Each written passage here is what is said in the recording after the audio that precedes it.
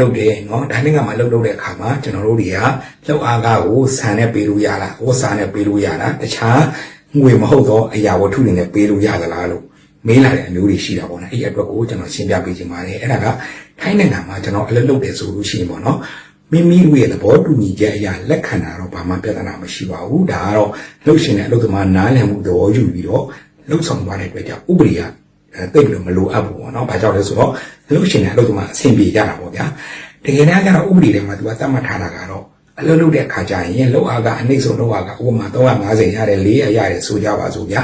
အဲ့တော့300 400ရတဲ့နေရာမှာတခြားသောအရာဝတ္ထုတွေနဲ့အစားထိုးပြီးတော့ပေးလို့မရဘူးလို့အလုပ်သမားဝန်ကြီးဌာနအလုပ်သမားကာကွယ်စောင့်ရှောက်ရေးဥပဒေကဖော်ပြထားတာရှိပါတယ်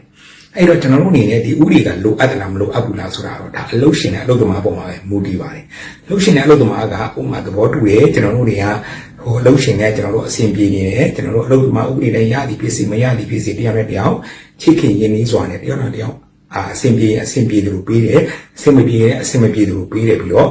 လူရှင်ရိုင်းပြီးတော့လေအလုပ်သမားတွေကိုကရုဏာထားတယ်မေတ္တာထားတယ်ဆိုတဲ့အခါမှာဒီတော့ကျွန်တော်တို့အနေနဲ့တော့တိတ်ပြီးတော့အခြေတွင်ဥပဒေဆိုတာမလိုအပ်ပါဘူးเนาะအဓိကတော့အလုပ်ရှင်ကအလုပ်သမားအဆင်ပြေဖို့နဲ့တရားနဲ့တရားကိုင်းကျုံးပြီးကြုံကိုင်းပြီးကျွန်တော်တို့အားကိုးကြမယ်ဆိုရင်ဒါကဥပဒေဆိုတာလုံးဝမလိုအပ်ပါဘူးเนาะ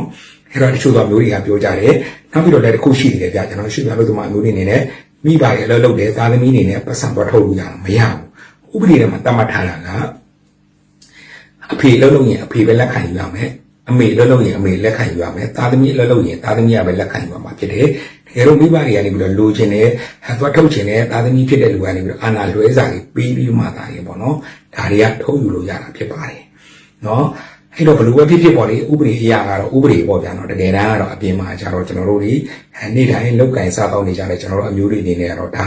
ဘလို့နေထားနဲ့သွားနေတယ်ဆိုတာဒါကျွန်တော်တို့အသိဆုံးပဲဖြစ်ပါတယ်တချို့သောမျိုးတွေတချို့နေနေမှာဆိုလို့ရှိရင်ဒါလောက်အားကအပြေးဝမရတဲ့မျိုးတွေလည်းရှိကြတယ်။ဘာဖြစ်လို့သူတို့တွေဒီလိုပဲနေကြတာလဲ။နော်ဒါတွေကလည်းပဲခုနပြောသလိုပေါ့တချို့သောနေရာတွေမှာဆိုနေဆက်တွေမှာဆိုလို့ရှိရင်လည်းလုံသမားဥပဒေအပြေးဝရတဲ့နေရာဆိုတာခက်ရှာပဲ။ဘာကြောင့်လဲလုံသမားတွေအရန်များတယ်။ဟိုမလို့နေတခြားသူလုံသွားမယ်ဒီနော်။အဲ့တော့အဲ့ရပိုင်းမှာလည်းရှိကြတယ်လို့တချို့သောနေရာတွေကကြတော့လေကျွန်တော်တို့ဒီမျိုးပေါ်မှာပေါ့နော်ကျွန်တော်တို့နေဆက်မှာမဟုတ်ဘဲနဲ့လည်းပဲဒါလုံသမားဥပဒေချုပ်ပေါက်ခံရတာတွေအများကြီးရှိကြတယ်။အဲ့လိုချုပ်ပေါက်ခံရတဲ့အခါမှာအဓိကကြည့်ရမှာကတော့ဒါအလုပ်ရှင်နဲ့အလုပ်သမားကျွန်တော်တို့တွေဟိုတဘောသူမှုရတာတယ်ပြီးရင်အဆင်ပြေပြေနဲ့နေထိုင်လို့ရကြတယ်အခန်းပေးတယ်မီးပေးတယ်ရေပေးတယ်တလားကို6000ပေးတယ်9000ပေးတယ်8000ပေးတယ်9000ပေးတယ်ဒါပေမဲ့တလားကိုဘယ်လောက်စုမိလဲဆိုတာတစ်ခါပြန်ပြီးတော့ကြည့်ကြတယ်ရှိတော့သူတွေကရောကျွန်တော်တို့ဥပဒေတိုင်းယူကြတယ်ဒါပေမဲ့ဥပဒေတိုင်းပေးတယ်ဒါပေမဲ့ငွေမချန်တဲ့အမျိုးတွေလည်းရှိကြတော့အခန်းကမိကရေကဟိုကဒီကဟိုပြတဲ့အခါကျတော့ဘာမှမချန်အောင်ဆိုတာမျိုးတွေလည်းရှိကြတယ်အဲ့တော့အဓိကကတော့မိမိတို့အဆင်ပြေတယ်မပြေဘူးဆိုတာကိုအလုပ်ရှင်နဲ့အလုပ်သမားတည်တည်ချာချာ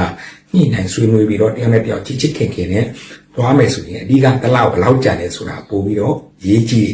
လောကတနည်းဘယ်လောက်ရတာတဲ့ကိုတလောက်ဘယ်လောက်ကြံတယ်လဲတနည်းဘယ်လောက်ကြံတယ်လဲဆိုတာပို့ပြီးတော့ရေးကြည့်တယ်ကျွန်တော်တို့အတွက်ကျွန်တော်တို့ကဒီလိုပဲတွေ့ရတာလीနော်အဲ့တော့အမျိုးကြီးအားလုံးကကောင်းကြပါသည်အလုပ်ရှင်နဲ့အလုပ်သမားအဆင်ပြေပြေနဲ့ကျွန်တော်တို့အလုပ်ကန်ကြီး